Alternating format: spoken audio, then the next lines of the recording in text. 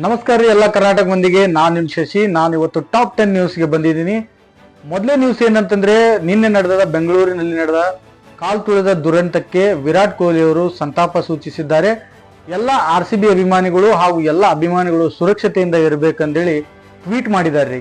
ಇನ್ನು ಎರಡನೇ ನ್ಯೂಸ್ ಏನಂದ್ರೆ, ಅದೇ ನಿನ್ನೆ ನಡೆದಂತಹ ಕಾಲ್ ತುಳಿದ ಮರಣ ಹೊಂದಿದಂತ ಎಲ್ಲ 11 ಜನಕ್ಕೆ ರಾಜ್ಯ ಸರ್ಕಾರದಿಂದ 10 ಲಕ್ಷ ರೂಪಾಯಿ ನೀಡಿದ್ದಾರೆ ರಾಜ್ಯ ಸರ್ಕಾರ.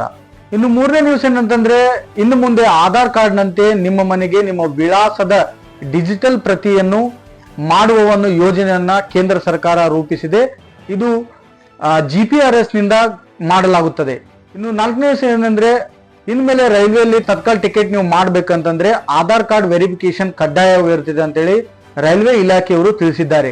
ಇನ್ನು ಐದನೇ ನ್ಯೂಸ್ ಏನಂದ್ರೆ, ನಿನ್ನೆ ನಮ್ಮ ಮೆಟ್ರೋದಲ್ಲಿ ಒಂದೇ ದಿನಕ್ಕೆ 9.66 ಲಕ್ಷ ಜನ ಪ್ರಯಾಣ ಮಾಡಿ ದಾಖಲೆ ಬರೆದಿದ್ದಾರೆ. ಇನ್ನು ಆರನೇ ನ್ಯೂಸ್ ಏನಂದ್ರೆ, ಚಿನ್ನಸ್ವಾಮಿ ಕ್ರೀಡಾಂಗಣದಲ್ಲಿ ಕಾಲ್ತುಳಿಕೆ ಒಳಗಾದಂತಹ ಘಟನೆಯ ಬಗ್ಗೆ ಹೈಕೋರ್ಟ್ ಸ್ವಯಂ ಪ್ರೇರಿತ ಸಾರ್ವಜನಿಕ ಹಿತಾಸಕ್ತಿ ಕೇಸನ್ನ ದಾಖಲಿಸಿಕೊಂಡಿದೆ ಹಾಗೂ ಅದರ ವಿಚಾರಣೆಯನ್ನ 10ನೇ ತಾರೀಕಿಗೆ ಮುಂದೂಡಲಾಗಿದೆ. ಇನ್ನು ಏಳನೇ ನ್ಯೂಸ್ ಏನಂತಂದ್ರೆ, ಹುಬ್ಳಿ ಧಾರವಾಡನಲ್ಲಿ ಆಗಸ್ಟ್ ನಿಂದ 2 ದಿನಗಳಿಗೊಮ್ಮೆ ನೀರು ಸರಬರಾಜು ಮಾಡಲಾಗುವುದೆಂದು ಮೇಯರ್ ರಾಮಣ್ಣ ಬಡಿಗೇರ್ ಅವರು ತಿಳಿಸಿದ್ದಾರೆ.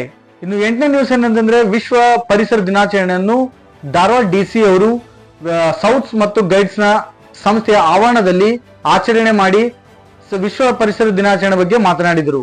ಇನ್ನು 9ನೇ ನ್ಯೂಸ್ ಏನಂತಂದ್ರೆ, ನರೇಗಾ ಕಾರ್ಮಿಕರ ಬಾಕಿ ಹಣವನ್ನು ಬಿಡುಗಡೆ ಮಾಡುವಂತೆ ಒತ್ತಾಯಿಸಿ ಜಿಲ್ಲಾ ಕಚೇರಿ ಮುಂದೆ ಪ್ರತಿಭಟನೆ ನಡೆಸಲಾಯಿತು. ಇನ್ನು 10ನೇ ನ್ಯೂಸ್ ಏನಂತಂದ್ರೆ, ಕಾಲ್ತುಳಿತಕ್ಕೆ ಒಳಗಾದಂತಹ ಮನೆಯವರ ಆಕ್ರಂದನ ಮುಗಿಲು ಮುಟ್ಟಿದೆ ಹಾಗೂ RCB ಅವರ ಕಡೆಯಿಂದ ಆ ಒಂದು ಮನೆಗೆ 10 ಲಕ್ಷ ರೂಪಾಯಿಯನ್ನು ಬಿಡುಗಡೆ ಮಾಡಿದೆ. ಆದರೆ ಕಪ್ಪು ಇನ್ನೊಂದು ಸಾರಿ ಗೆಲ್ಲಬಹುದು, ಜೀವವನ್ನು ಇನ್ನೊಮ್ಮೆ ಪಡೀಲಿಕ್ಕೆ ಆಗೋದಿಲ್ಲ.